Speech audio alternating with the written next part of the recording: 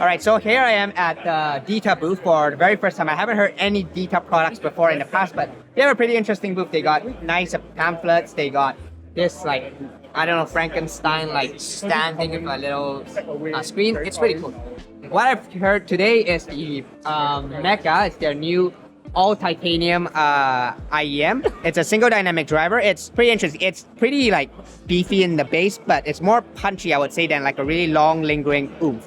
It is a bit forward, it is a bit bright, but I didn't find it too harsh or peaky or anything.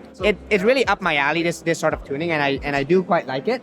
I think it's overall quite pleasant, but I wouldn't say it's a massive standout in any way, good or bad. Now this IEM I thought was a little more interesting. This is the Project M, and you can see that this is kind of the graph that they have over here. Take it with a grain of salt. Take everything I say with a grain of salt. What I really like about this is you can see how clear that shell is. At first I thought it was like they were using sort of different material. You can see how shiny the driver is as well. It is a hybrid IEM, so it does have a BAN dynamic driver.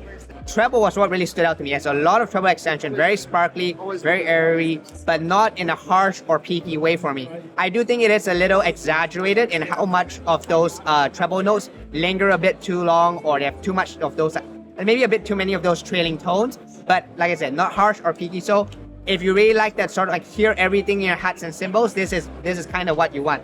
Like the Mecca, I quite like the tuning. It's right up my alley. The bass, I thought it has a nice bass shelf. It's not a really bass IEM, but it's fun, it's punchy, it's sufficient. And for both these IEMs, the mid-range is, it's tuned like a good IEM. It's a little bit forward maybe, but yeah, I think overall quite happy with the Dita. My first time hearing them, and I can see why they have a fairly good reputation within the scene.